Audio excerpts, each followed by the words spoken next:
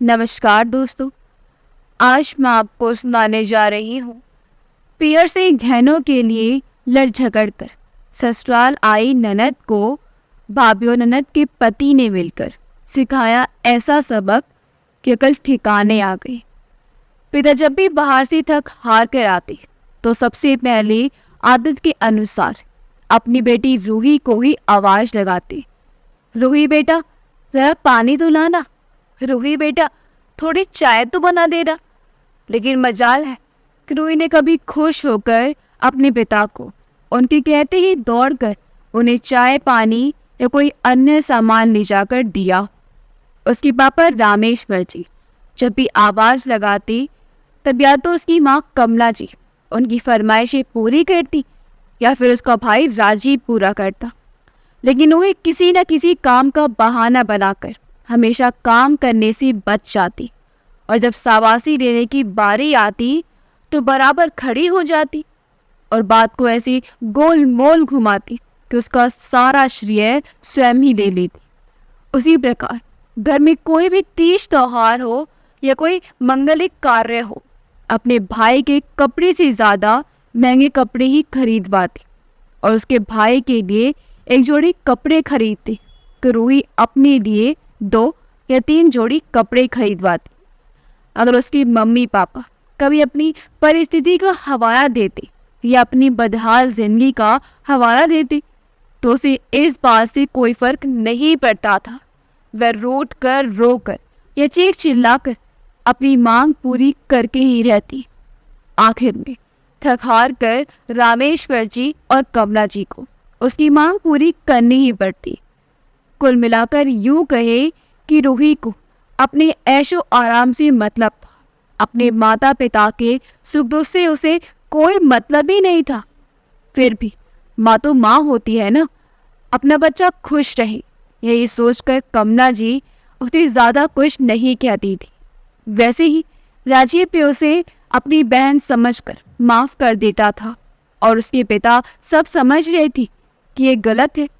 उन्होंने रूही को समझाने की बहुत कोशिश भी की, लेकिन वह इतनी गुस्सा हो जाती कि अन्न जल त्याग देती और जब उसके पापा या जो भी उसे समझाने के उद्देश्य से डांटते थे, जब तक वह माफ़ी नहीं मांग लेते तब तक वह मानने वाली नहीं थी। इसलिए उसे और उसके गुस्से को समय पर ही छोड़ दिया गया कि समय के साथ साथ उसका गुस्सा भी ठीक हो जाएगा। अब रूही और राजीव दोनों भाई बहन की शादी उसके पापा ने अपनी हैसियत के हिसाब से करवा दी। रूही की शादी में रामेश्वर जी ने अपनी ज़मीन जायदाद तक बेच दी क्योंकि उनका दामाद सरकारी नौकरी वाला था और उनका परिवार जाने माने रईसों में गिने जाता था। इसलिए रूही ने अपनी शादी से पहले ही अपने मम्मी पापा और भैया से कह दिया था कि जो कुछ भी उसे दहेज में देंगे उसकी ससुराल वालों की स्टेटस के अनुसार ही देना, वरना उसकी जग हंसाई हो जाएगी। पिता ने भी बेटी के दिल ना दुख देख इसलिए खूब दान दहेज दिया और जब समय अधिक हो गया तो उनके घर में कर्जदारों की लाइन लग गई। रामेश्वर जी को उसी बात का इतना सदमा लगा कि हार्ट अटैक आ जाने की वजह से रामेश्वर जी उसी वक्त इस दुनिया से अलविदा कह गए। अब राजीव और उसकी माँ कमला जी ने अपना वह पुश्तैनी महल जैसा घर भी बेच दिया और सभी का कर्ज चुका दिया और स्वयं एक छोटे से घर को खरीद कर उसमें रहने चले गए। अब रूही अपनी माँ और भाई के घर बहुत ही कम आती थी क्योंकि वहाँ बहुत बड़े घर की बहू थी और उसके मायके वाले कहाँ गरीब दुखियारे जैसे हो गए थे, इसलिए वह बहुत कम ही उनके घर जाया करती थी। रूही की भाभी मीरा जब तक रूही को फ़ोन नहीं करती थी वे अपने मायके नहीं आती थी। अब मीरा और रूही दोनों के ही बच्चे बड़े हो गए थे तो रूही को तो बहुत ही अच्छा बहाना मिल गया था कि बच्चों का स्कूल है, इसलिए साल भर तक वह मायके नहीं आ सकती। अब तो वह केवल रक्षाबंधन और गर्मी की छुट्टियों में ही अपने मायके आ जाती थी। इस बार गर्मी की छुट्टियां काफ़ी दिन हो गए थे। तभी एक दिन मीरा अपनी सासू माँ कमला जी से बोली, माँ जी गर्मी की छुट्टियां ख़त्म होने में कुछ ही दिन बाकी हैं, तो आप ऐसा कीजिए, रूही दीदी को फ़ोन करके यहाँ बुला लीजिए, क्योंकि एक बार अगर बच्चों का स्कूल शुरू हो जाएगा तो फिर वो नहीं आ पाएंगे। अब बच्चों की भी छुट्टियां हैं तो कुछ दिन यहाँ पर भी रह लेंगे। मैं उनके लिए रूम तैयार कर देती हूँ, और तब तक मैं उनके बच्चों के लिए कपड़े और कुछ खाने पीने की चीज़ें भी लेकर आती हूँ। और सासू माँ, इस महीने में काफ़ी खर्चा हो गया है, इसलिए हम लोग बच्चों के लिए कपड़े ही खरीद पाएंगे, सिर्फ दूसरा कुछ खरीदने के लिए पैसे कम पड़ जाएंगे। हाँ बहू, सही बात है तेरी, इस महीने में काफ़ी खर्चा हुआ है। तूने मना किया था, फिर भी मैं 20 दिन तक मेरी सहेली के साथ शादी के लिए चली गई थी। वो भी क्या करती, बेचारी अकेली औरत, उसके बेटे की शादी थी, इसलिए वो मुझे साथ लेकर गई। लेकिन शादी से आने के बाद मैं जो बीमार हुई, अभी तक ठीक नहीं हो पाई, और कितना खर्चा हुआ हमारा। और देख, मैं इतने दिनों से बीमार चल रही हूँ, फिर भी रूही बेटी अभी तक मुझे देखने तक नहीं आए हैं। ऐसा मत कहिए माँ जी, आपकी वजह से खर्चा नहीं हुआ। आप भी बीमार हो जाती है तो खर्चे तो हो ही जाता है। तो आप क्या जानबूझकर बीमार हो गई हैं क्या? कमला जी बोली। देख बहू, रूही के लिए इस बार ज़्यादा खर्चा मत कर। घर में एक आध नई साड़ी होगी, वही उसे दे देंगे। बहू बोली। नहीं माँ जी, ये गलत है, ऐसा हम नहीं करेंगे। लाएंगे ना हम एक आध नई साड़ी, कोई बात नहीं। इस महीने में थोड़ा खर्चा हो जाएगा तो कोई बात नहीं, हम अगले महीने कम खर्चे कर लेंगे और पैसे बचा लेंगे। आप परेशान मत होइए, आराम कीजिए और जल्दी से जल्दी बीमारी से बाहर आइए। ऐसा बोलकर मीरा काम पर निकल गई। सास अपने मन में सोचने लगी कि कितनी समझदार है मेरी बहू मीरा। मेरी बेटी रूही मीरा की तरह ही होती तो कितना अच्छा होता। मायके आती है तो कुछ ना कुछ मांगती ही रहती है और ज़बरदस्ती से लेकर जाती है।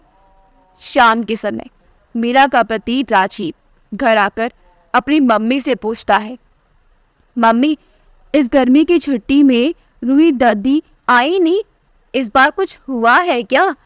वह गुस्सा तो नहीं हम लोगों से? और सुनो मीरा, रूही मुझसे कह रही थी कि भाभी ने फ़ोन करके इस गर्मियों की छुट्टियों में बुलाया नहीं, इसलिए वो खुद से आई नहीं। मीरा, तो एक बार फ़ोन करके उसे आने के लिए कह देना, ठीक है? मैं पहले खाना बनाती हूँ और फिर आराम से फ़ोन कर लेती हूँ दीदी को। फिर खाना बनाने के बाद मीरा ने रूही को कॉल किया और बोली, रूही दीदी, बच्चों की गर्मियों की छुट्टियाँ ख़त्म होने वाली हैं, उससे पहले आप एक बार यहाँ आकर जाइए। तभी रूही बोली, मम्मी ने नहीं तो भैया ने ज़रूर बताया होगा, फ़ोन करके बुला रूही को, तभी तो फ़ोन करके बुला रही हो। ऐसे अपनी मर्जी से कभी तुम्हारे दिमाग में तो आएगा नहीं कि अपनी ननद को 4-5 दिनों के लिए मायके बुला लो। मीरा अपनी ननद रूही के साथ प्यार से बातें कर रही थी, लेकिन रूही अपनी भाभी मीरा के साथ गुस्से से बोले जा रही थी। मीरा ने रूही की बातों को नज़रअंदाज करते हुए एक कान से सुना और दूसरे कान से निकाल दिया। फिर 2 दिन बाद रूही अपने बच्चों को लेकर मायके पहुंच गई।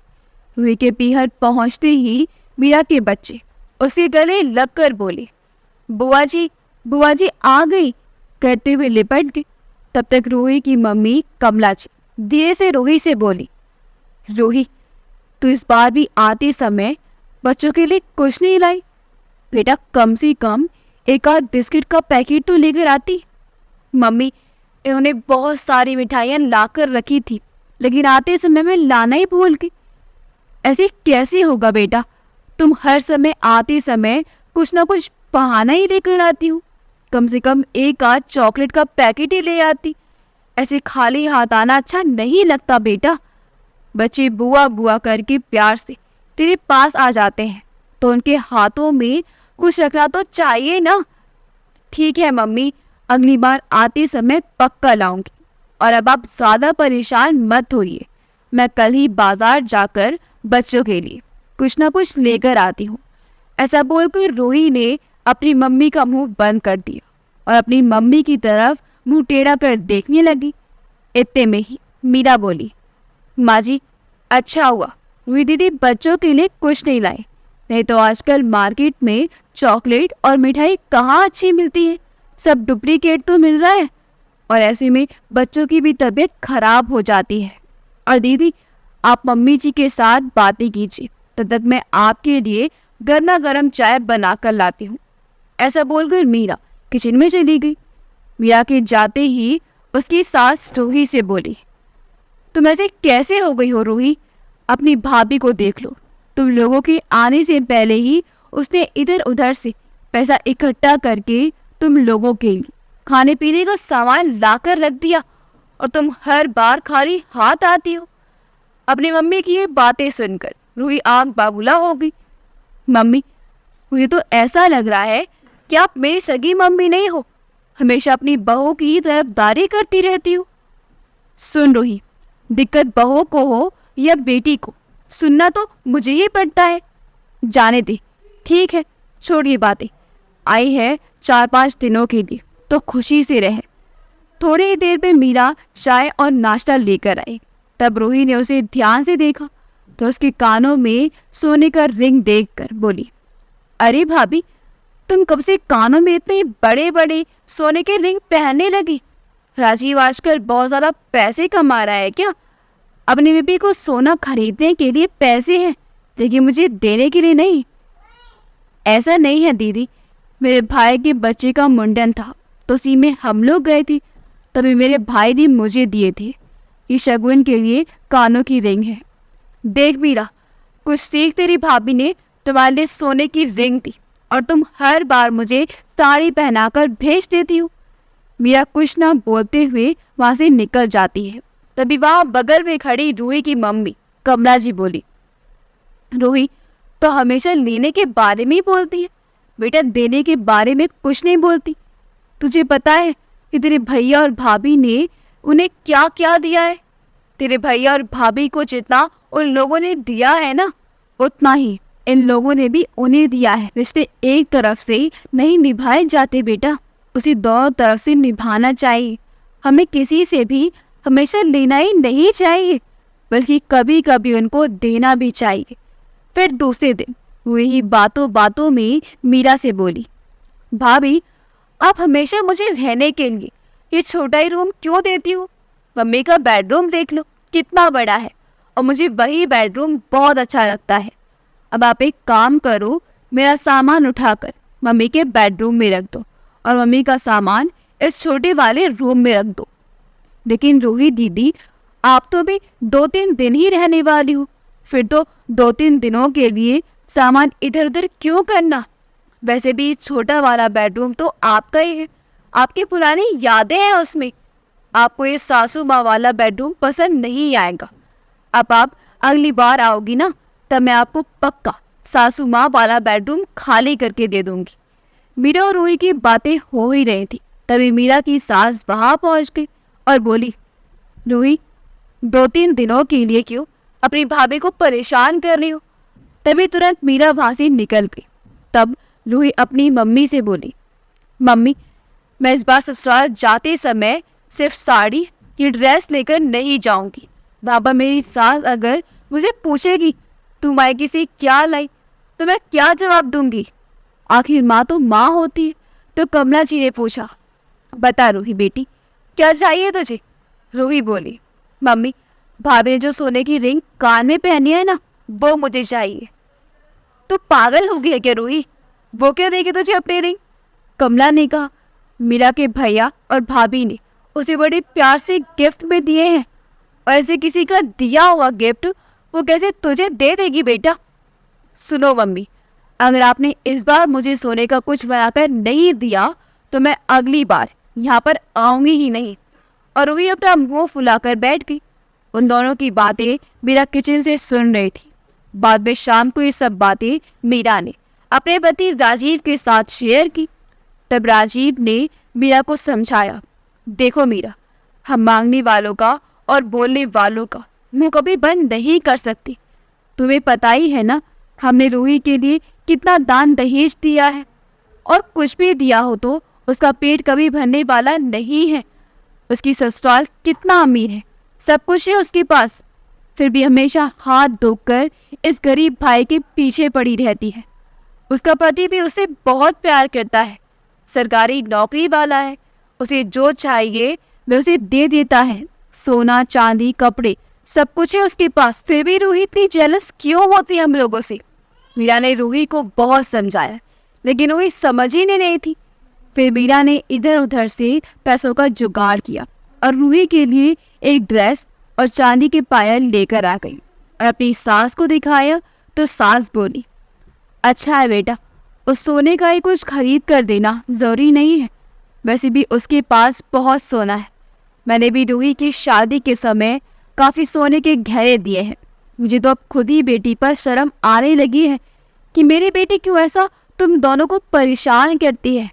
इसलिए रूही को यहाँ आए हुए एक सप्ताह हुआ था कि मीरा की बच्चा रूही बुआ को बार बार कह रहे थे कि बुआ जी चलिए ना, हम बाजार जाकर कुछ खाते हैं, लेकिन रूही कुछ ना कुछ बहाना बताकर बच्चों का ध्यान भटकाती रहती। एक दिन मीरा के बड़े बेटे ने रूही बुआ से बोल ही दिया, बुआ जी आपको यहाँ आए कितने दिन हो गए और आप आते समय हमें कुछ खाने के लिए भी लेकर नहीं आई और ना ही अब लाकर दे रही हो। हम कितने खुश थे कि बुआ जी के आने के बाद कुछ ना कुछ नया खाने के लिए मिलेगा। ये बात जब मीरा ने सुनी तो अपने बेटे की तरफ बड़ी बड़ी आंखें करती हुई देखने लगी और उसे इशारों से वहां से निकलने के लिए कहा। तब रूही बोली, आप किसके लिए बच्चों को भगाने का नाटक कर रहे हो भाभी? उसके सामने मेरे पीठ पीछे तुम्हें मेरे बारे में कुछ गलत सलत बातें कर रही होगी, इसलिए तो आज बच्चा मुझे ऐसा बोल कर गया है। लेकिन मीरा ने हंसते हुए सब हल्के में लिया और वहां से निकल गई। दूसरे दिन जब रूही के ससुराल जाने के पहले मीरा ने उसे देने के लिए जो सामान लाई थी उसे रूही को दिखाया। रूही ने जब साड़ी और चांदी के पायल देखी तो रूही मीरा से बोली, भाभी ये क्या है? खुद बड़ी बड़ी सोने की रिंग पहनकर घर में इधर उधर घूम रही हो और मेरे लिए बस चांदी की पायल लेकर आई हो। सोने का कुछ लाती तो क्या होता, कम से कम सोने की पायलें ले आती। यही प्यार है तुम्हारी ननद के ऊपर? तब तक सास बीच में बोल पड़ी, रूही ज़्यादा नखरे मत कर, तो तेरी भाभी दे रही है चुपचाप ले ले। आजकल चांदी का भी बहुत दाम है और सोने का दाम तो आसमान छू रहे हैं। ऐसे भी अपने यहाँ सोने की पायल पैरों में नहीं पहनते। तब रूही बोली, अगर ये बातें भाभी बोलती तो ठीक है, लेकिन आप तो मेरी मम्मी हैं और आप ही मेरे खिलाफ बोलती हैं। आप हर छुट्टियों में मुझे यहाँ बुलाती हैं, लेकिन मेरे लिए कुछ खरीदती तक नहीं। अगर इतना ही प्यार मेरी ऊपर है तो भाभी के सोने की रिंग दिलवा देती मुझे। और मम्मी मुझे पता है आपने भी भाभी के लिए सोने के गहने बनवा कर दिए हैं। रूही की बात मीरा हर बार हंसी मजाक से ले लेती थी, लेकिन इस बार कुछ ज़्यादा ही हो गया था। मीरा बोली, रूही दीदी आप भी आपके ससुराल में अकेली हैं, आपके पास बहुत कुछ है, आप अमीर हो, फिर भी आपकी नज़र मेरे और मम्मी जी के गहनों पर क्यों होती है? मैंने खुद कभी भी मेरी माँ और अपनी सासू माँ के गहनों पर नज़र नहीं लगाई। मुझे जो मिल रहा है मैं उसी में खुश रहती हूँ। तब रूही बोली, तुम मुझे कुछ मत सिखाओ, तुमने मेरी मम्मी के पूरे गहने हड़प कर लिए हैं और अब ऊपर से मुझे ही समझाने की कोशिश कर रही हो। मैं सब जानती हूँ, मेरी आंखों पर पट्टी नहीं बंधी है। मेरी मम्मी सीधी सादी है, इसलिए उसे लूटा है तुमने। और मम्मी आज आपके पास गहने होते तो आप अपनी बेटी को ऐसे ससुराल नहीं भेजती। तब मीरा बोली, रूही दीदी आपके जो मेरे सोने की रिंग चाहिए ना, वह आपको कभी नहीं दूंगी, क्योंकि ये मेरे भाई और भाभी ने मुझे गिफ्ट में दिए हैं। और आप मुझे बोलती हो तो ठीक है, लेकिन आप अपनी मम्मी को भी गलत सलत बोल रही हो, ये मुझे बिल्कुल भी पसंद नहीं आया। आप यहाँ हर बार छुट्टियों में खाली हाथ ही आती हो, सासू आपको भी पता है ना। तब रूही बोली, देखो मम्मी आप बोलते हो ना कि आपकी बहू बहुत अच्छी है, देखा कैसे मुंह खोल रही है मेरे सामने, ननद के साथ कैसे बातें करते हैं इसे पता ही नहीं है। तब मीरा बोली, रूही दीदी आप हमेशा सासू माँ को बीच में क्यों लाती हूँ? आपके दिल में लालच है और मैं वो लालच आप अपनी मम्मी से और हम लोगों से पूरा करने का सोचती हो। आज तक रिश्ता निभाने के चक्कर में मैं चुपचाप बैठी रही, लेकिन अब और नहीं, अब पानी सिर के ऊपर से चला गया है। तभी बीच में रूही की मम्मी बोली, रूही बेटा, मैं भी अब तुम्हारा साथ नहीं दे सकती। मेरे बुढ़ापे का मेरी बहू और मेरा बेटा ये दोनों ही सहारा है और मुझे इन लोगों के साथ रिश्ते बिगाड़ना नहीं है। मैं 1 महीने से बीमार चल रही हूँ, लेकिन तुम एक दिन भी मुझे मिलने नहीं आए। फिर भी तुझे लगता है कि मुझे तेरा साथ देना चाहिए? कि तुम मेरे बुढ़ापे की जिम्मेदारी लेने के लिए तैयार हो? बोलो, कबूल है? तब रूही बोली, ये क्या बोल रही हो मम्मी? आप लड़की की माँ हो और कभी लड़की की माँ उसके ससुराल में आकर नहीं रहती। लोग क्या कहेंगे? और वहाँ पर मैं अकेली थोड़ी हूँ, मेरी खड़ूस सास है। वहाँ मैं किसका ध्यान रखूंगी, आपका या मेरी सास का? मैं दोनों का ख्याल नहीं रख सकती। तब मीरा बोली, अब क्या हो गया दीदी? जब माँ बुढ़ापे में भी बच्चों का सहारा बन सकती है, तो फिर उसकी बेटी कुछ दिनों के लिए अपनी ससुराल में अपनी माँ की देखभाल नहीं कर सकती क्या? बस लड़की का काम माँ क्या कर हमेशा कुछ ना कुछ मांगना ही होता है क्या? अपनी माँ के लिए बेटी का भी कुछ ना कुछ कर्तव्य होता है, जिम्मेदारियां होती है। अपनी माँ और भाभी की ये बातें सुनकर रूही को बहुत गुस्सा आया और बोली, मुझे अभी के अभी अपने ससुराल जाना है, मुझे नहीं रहना है यहाँ पर। और जाकर बेडरूम में बैठ गई। मीरा की सास भी जरा अब उदास हो गई। तब मीरा बोली, माँ जी, आप चिंता मत कीजिए। आप अगर अभी बोलेंगी कि कान की रिंग निकालकर रूही को दे दो, तो मैं अभी के अभी तुरंत देने के लिए तैयार हूँ। आपकी खुशी के आगे इस सोने की रिंग की कोई कीमत नहीं है। नहीं बहू, मैं इसलिए नाराज नहीं हूँ। मेरी बेटी बिल्कुल भी समझदार नहीं है, इसी बात का मुझे बहुत दुख है। माँ जी, आप टेंशन मत कीजिए, मैं राजीव जी को कॉल करके बुलाती हूँ। फिर राजीव ने आकर अपनी बहन रूही को बड़ी मुश्किल से समझाया।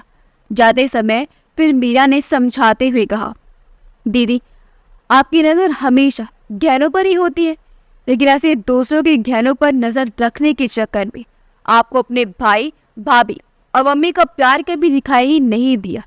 आपके गहनों से ज़्यादा महत्व अपनी मम्मी और अपने भाई भाभी को देना चाहिए।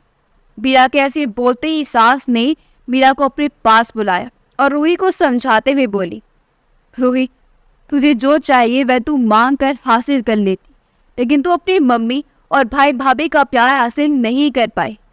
रूही उस समय इतने गुस्से में थी कि उसे ना ही अपनी भाभी की सलाह पसंद आई और ना ही माँ की सीख समझ आई। वह गुस्से गुस्से में अपने ससुराल चली गई। अपने ससुराल जाते ही वह उस दिन उदासी अपने कमरे में बैठी रही और उसके बच्चे खेलने कूदने में मस्त हो गए। तभी रूही की सास कमला जी ने अपने पोते से पूछा कि उसकी माँ की तबीयत ठीक नहीं है क्या, जितनी उदास अपने कमरे में बैठी है, बाहर निकल कर ही नहीं आ रही है। तब रूही के बेटे ने अपनी दादी को वह सारी बातें बता दी जो उसके मामा के घर में हुई थी। कमला जी को भी अपनी बहू की सोच पर बड़ा अफसोस हुआ।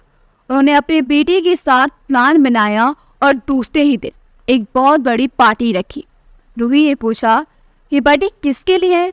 तो रूही के पति मोहित ने उसे बताया कि उसे प्रमोशन मिल गया है, इसलिए वह प्रमोशन मिलने की खुशी में एक बहुत ही शानदार पार्टी दे रहा है, जिसमें 2 प्रकार का खाना बनेगा, एक तरफ गरीब लोगों के लिए और एक तरफ अमीरों के लिए।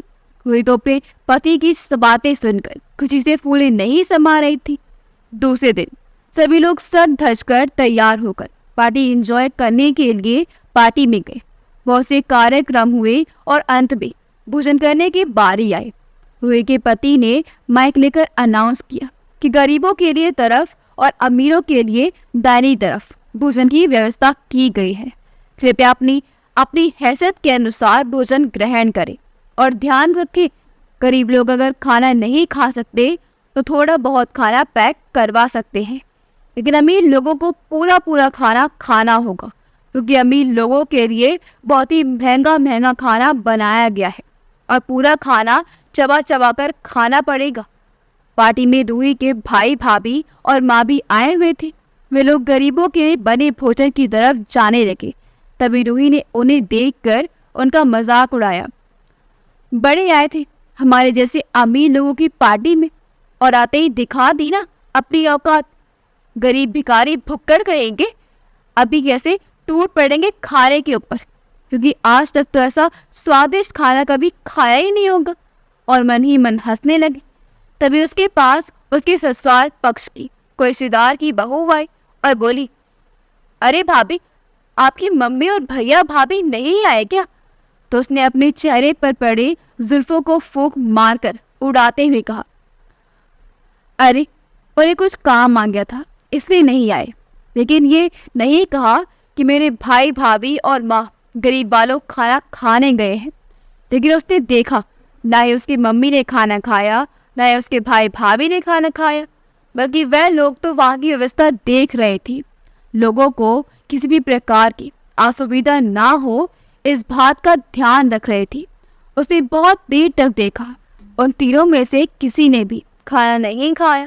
फिर उसने अमीरों वाले खाने की तरफ नजर घुमाई तो देखा, अरे उधर तो कोई भी नहीं है। वह मन ही मन खुश हो रही थी कि हमारे जैसा अमीर यहाँ कोई नहीं है, जितने लोग हैं सब गरीब भिखारी हैं। उसने सोचा अब अमीरों वाला खाना खाया जाए। वह घमंड से भरी इटलाती हुई गई और भोजन करने के लिए जैसे ही थाली उठाई, वह थाली सोने की थी। गिलास उठाया, गिलास चांदी का था। और भोजन करने के लिए जैसे ही ढक्कन खोला, अनाज की जगह सोने, चांदी, हीरे, मोती के बने गहने जेवर से भरे पड़े थे। उसने जितने बर्तन खोलकर देखा, सभी में एक से बढ़कर एक गहने जेवरों से भरे हुए बर्तन थे। वह उन्हें देखकर दंग रह गई। वह जोर से चीख पड़ी, अरे ये क्या है? क्या हम अमीर लोग इन जेवरों को खाएंगे क्या? उसकी चीख सुनकर उसका पति मोहित, उसकी माँ, उसके भाई भाभी और उनके साथ साथ कुछ लोग जिन्होंने उसकी चीख पुकार सुनी थी, सभी एक एक करके आश्चर्य भरी निगाहें लेकर उसकी तरफ दौड़ पड़ी। उन्होंने वहां का नजारा देखा तो सभी लोग स्तब्ध रह गए। सभी आपस में कानाफूसी करने लगे कि अरे क्या सच में ये अमीर लोग अनाज की जगह सोने, चांदी, हीरे, मोती के गहने जेवर खाते हैं? हमें तो लगा था कि अमीर लोग भी इंसान ही होते होंगे, लेकिन आज पता चला ये लोग इंसान के रूप में कुछ और ही होते हैं जो गहने जेवर खाते हैं। लोगों की बातें उड़ती उड़ती रूही के कानों तक पहुंच गई। वैसी उल्टी सीधी बातें सुनकर बहुत शर्मिंदगी महसूस कर रही थी। उसे अब समझ में नहीं आया था कि वह क्या करे। वह कतर नजरों से कभी अपनी माँ की तरफ, तो कभी अपने भाई भाभी की तरफ, तो कभी अपने पति मोहित की तरफ देख रही थी कि कोई तो आगे आकर उसे समझाए क्या कि ये सब क्या हो रहा है। फिर वहाँ तो माँ होती है, रूही की माँ कमला जी उसके पास आई और बोली, बेटी तुम्हें समझ में आ रहा है कि यहाँ क्या हो रहा है? रूही बोली, नहीं माँ, मुझे तो कुछ भी समझ में नहीं आ रहा है क्या कि ये सब क्या चल रहा है। तब कमला जी से रहा नहीं गया, क्योंकि माँ तो माँ होती है। उन्होंने अपनी बेटी को ऐसे बेबस खड़ा देखना अच्छा नहीं लग रहा था, इसलिए उन्होंने उसे बताया कि जब तू हमारे घर से गहने जेवरों के लिए मुँह फुलाकर आ गई थी तो वह सारी बात तेरे बेटे ने अपने पापा को बता दी। ये सुनकर दामाद जी को बहुत गुस्सा आ गया कि तुम्हें किसी भी चीज़ की कोई कमी नहीं है, फिर भी ऐसी बचकानी हरकत करके अपने मायके से आई हो। तो उन्होंने ये सब प्लान तुम्हें सबक सिखाने के लिए बनाया। अब जितनी मर्जी उतने गहरे भर पेट खाओ और अपनी भूख मिटाओ। रूही अपनी माँ की बातें सुनकर वहीं भूत बने खड़ी रह गई। उसकी आंखों से झरझर आंसू बह रहे थे। उसके मुंह से एक शब्द भी नहीं निकल पा रहा था। वह दौड़कर अपने पति मोहित के पास गई और उससे माफी मांगने लगी। तो उसके पति ने कहा, रूही तुम उससे क्या माफी मांग रही हो? तुम जिसकी असली गुनहगार हो उससे माफी मांगो। तुमने अपने जन्म दिए माँ बाप की कद्र नहीं की, नहीं बचपन में साथ खेले एक ही कोख से जन्मे भाई की इज्जत की परवाह की केवल थोड़े से गहने जेवर के लिए नहीं की, और गुस्सा होकर मायके से संबंध तोड़कर आ गई। तुझे पता है तेरे वहां से गुस्सा होकर आ जाने के बाद मम्मी जी की तेरे बारे में चिंता करने के कारण कितनी तबीयत खराब हो गई थी। और मेरा भाभी जो कि व्यवहार की कितनी अच्छी है, उनका भी बीपी बढ़ गया था। उन्हें भी अस्पताल में एडमिट करना पड़ा था। और राजीव भैया का चिंता के कारण किसी भी काम में मन नहीं लगता था। इसलिए मैंने मन में ठान लिया था कि तुम्हें तो सबक सिखाना ही पड़ेगा। वैसे भी तुम ये बताओ, तुम्हें किस चीज़ की कमी है जो तुम मायके के धन के लिए इतना लालच करती हो? अगर तुम्हें सच में गलती का एहसास हो गया है तो अपनी माँ से, अपने भाई से, अपनी भाभी से माफ़ी मांगो। अगर उन्होंने तुम्हें माफ़ कर दिया तो हम कौन होते हैं तुम्हें सज़ा देने वाले? रूही ने उसी समय अपनी माँ और भैया भाभी से रोते हुए माफ़ी मांगी और कहा कि आपसे वह कभी लालच नहीं करेगी। और अपने मायके का महत्व उसे समझ में आ चुका था। रूही के इतना कहते ही सभी ने उसे अपने गले से लगा लिया और हमेशा खुश रहने का आशीर्वाद भी दे दिया। फिर सभी के सभी लोग आनंद पूर्वक भोजन करके अपने अपने घर को लौट गए। अगर आपको हमारी कहानी अच्छी लगी हो तो हमारे वीडियो को लाइक करें, शेयर करें और हमारे चैनल योगी वॉइस को सब्सक्राइब कर दें। मिलते हैं अगली वीडियो में। आपका बहुत बहुत धन्यवाद।